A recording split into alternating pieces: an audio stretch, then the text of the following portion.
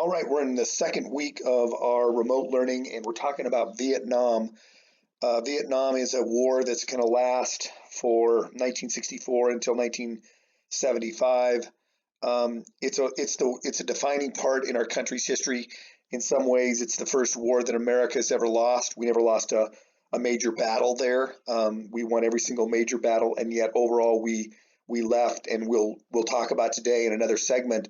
Did America lose the war? Did they not? And so last week we were talking about where is Vietnam and why was it important? And we talked about things like the domino theory and that you need to face communism when it's overseas and you don't wait till it comes to your doorstep. And the loss of China in the late 40s caused this feeling of this communist regime, and it was a communist worldwide regime that was going to take over, and we needed to face this. This was the Truman Doctrine of the late 40s, that we were going to go up against communism wherever it rose. And so when it rose up in Vietnam, that's where we went, and we talked about that aspect, the French, and our early involvement.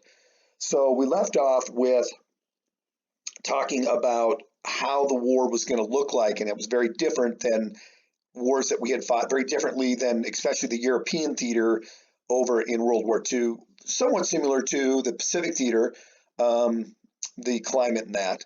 The war at home, initially, war's tough. War is costly, and so it's going to cost a lot of money to go to war. And this war was different than any other war we've had, and we've never had one like it since, and I doubt we ever will again. We allowed a lot of free access to the media, and the media was able to go in and film things. And newsflash: war is not a good thing. War is hell, and people die in war. And the idea of war is to make it so horrific to the other side they don't want to keep fighting. And when you go in and you show that on TV, that's not appealing. That is not something the average person goes, "Oh, wow, I didn't know they were doing that over there." Well, that's what you do in war. And we showed it on the nightly news of soldiers with their heads bandaged and blood and people killed, and that still happens in war today.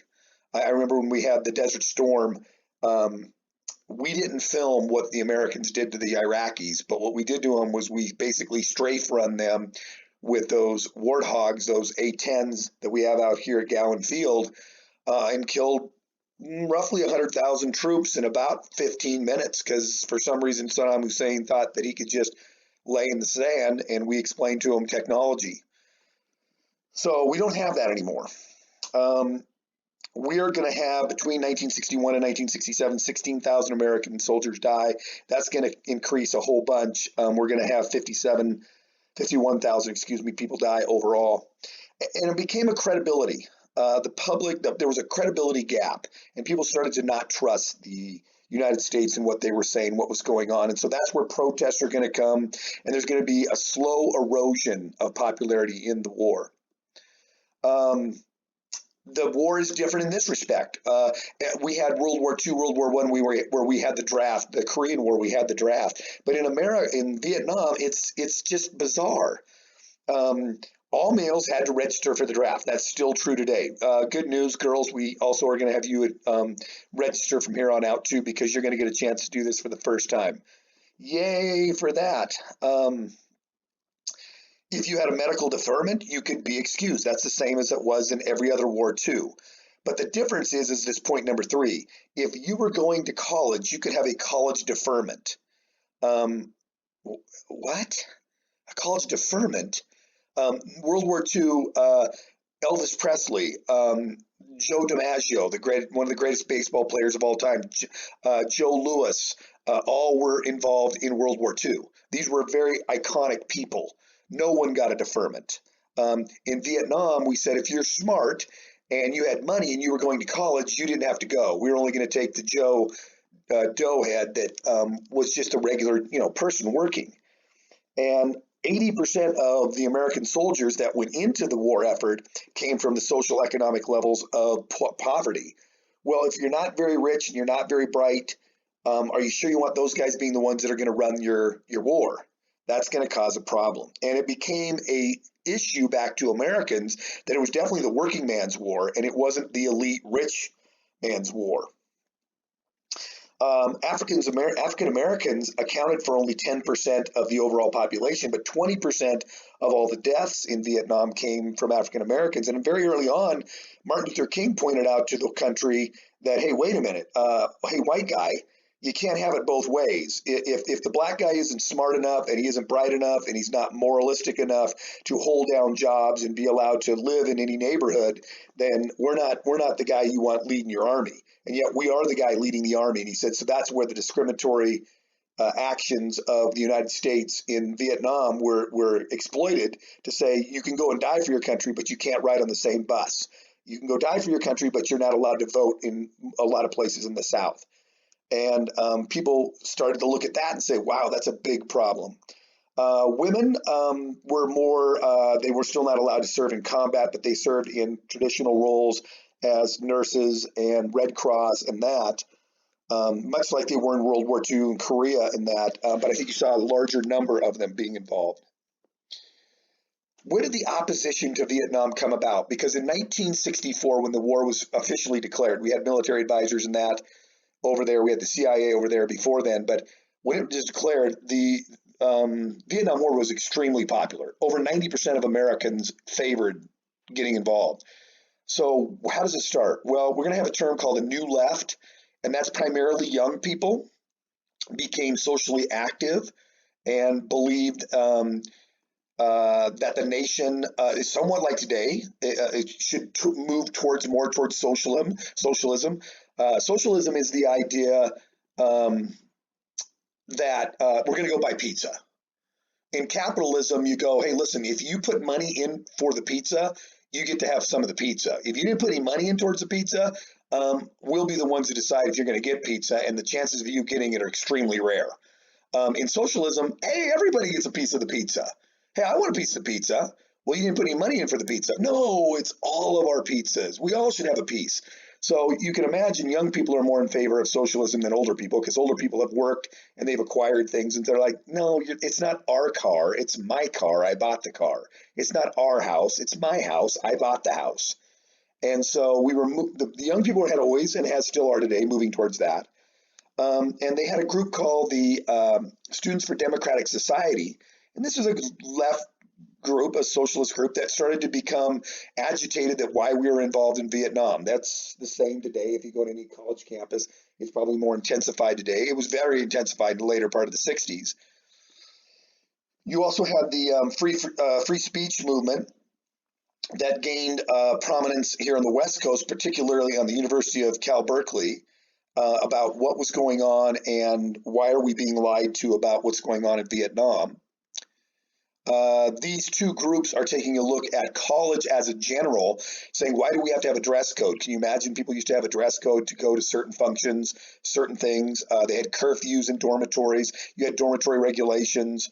A lot of the schools had mandatory ROTC training, which is training for people that are going into the military, and then their whole opinion about the Vietnam. And so these students started saying, why do we got to do this? Why do I got to wear a coat and tie? And that they were complaining. The protest movement will start to gain a little bit momentum. In 1965, the Student Democratic SDS has a march in Washington. There's 20,000 people that participate. But by November of 1965, that grows to another 10,000.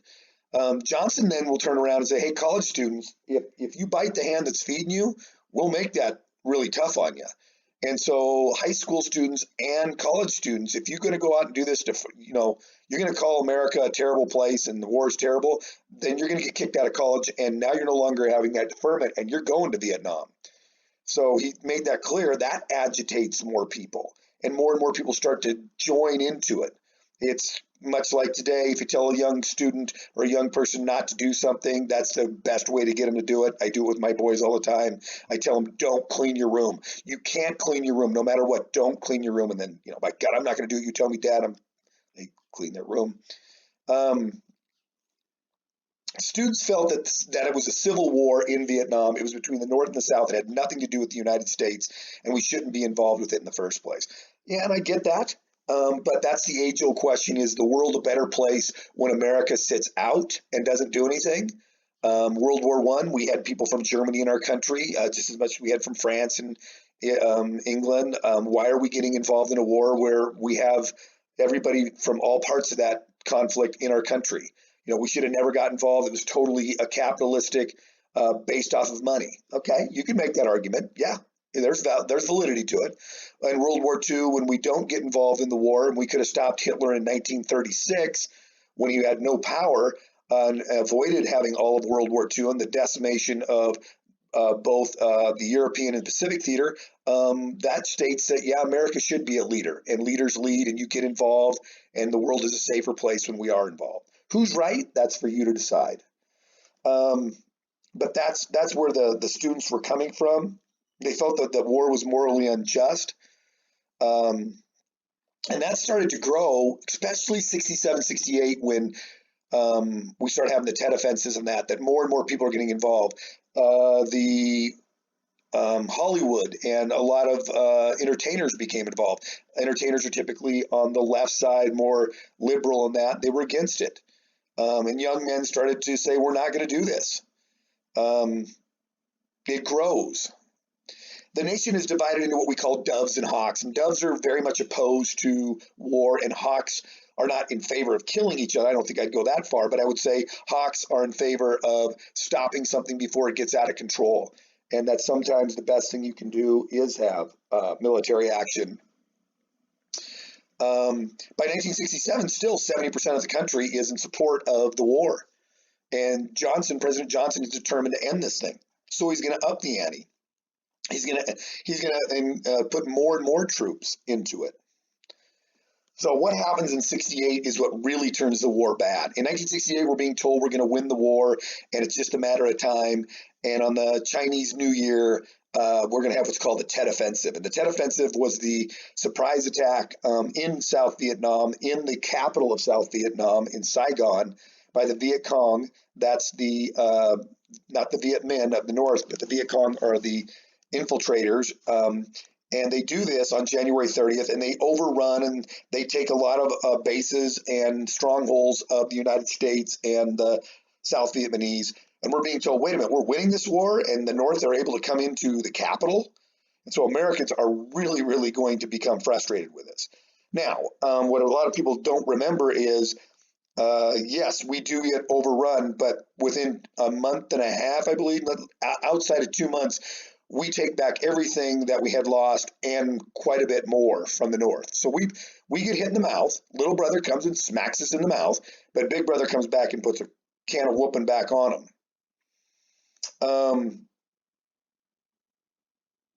We also have the Secretary of Defense, a guy by the name of Clark Clifford, say that the war is not winnable. And when your Secretary of Defense makes a statement in public that the war is not winnable, boy, that's going to really hurt. Johnson's popularity will just fall. It'll plummet, and he will not run for the next election in 1968. Robert Kennedy will run, and he will say we need to get out of the war. He looks like he's going to win it for the Democrats, brother of John F. Kennedy, and he is shot and killed.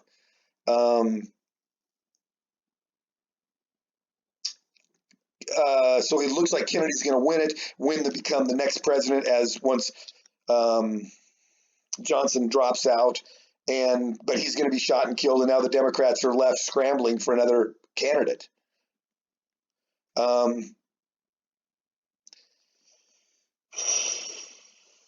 Once he decides he's not going to run for re-election, again, 1968, a very tumultuous year, Martin Luther King is also shot and killed. So you have Martin Luther King killed, Robert Kennedy killed, a number of the civil rights leaders are killed. You're going to have the fires in Detroit and in California and LA. It's a mess.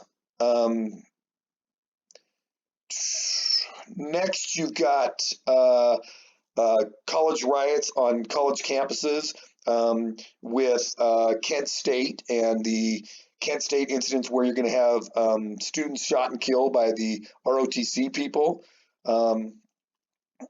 It's a bad situation.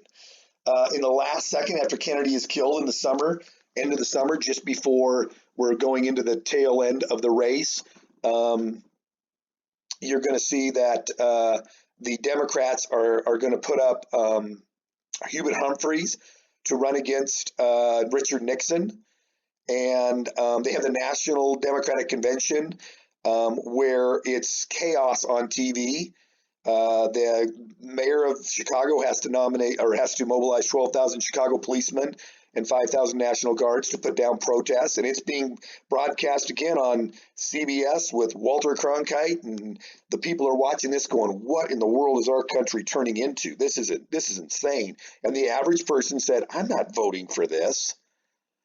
So you have Richard Nixon for the Republicans, Hubert Humphrey running for the Democrats, and then George Wallace is going to be a split, a conservative Democrat for the Democrats, and he's going to take and split the Democratic vote even less. And Nixon's going to win. Nixon's policy towards Vietnam is one of Vietnamization. There we go. He is going to put pressure. And what he's saying is we're going to gradually withdraw from South Vietnam and put more responsibility on them and give the responsibility back to them. We're going to leave with honor. That's one of the things he wants, peace with honor. But all the while he's telling this to the American public, he then increases the pressure on the North Vietnamese and he starts bombing the two neighboring countries, Laos and Cambodia. Well, nothing says peace with honor and we're going to leave and we love you and all that, like opening up the war even more. You can imagine the resistance to the war, and the left absolutely went nuts on Nixon for that. But because of that, and that's maybe my opinion, because of that, and the Christmas bombings that we're going to get, you're going to see that the North Vietnamese will come to the negotiating table. My Lao massacre. This is going to be in May of 1968. It's a village, and it's one of these villages where the Viet Cong are escaping from, and they'll take shots at American soldiers, and then they run back in, and nobody will tell us who these people are. And a platoon of U.S. Army got sick of it. They surrounded the whole town, and they shoot and kill, I think it's 300. I can't remember that off the top of my head. I think it's 300. 25 officers are charged with this.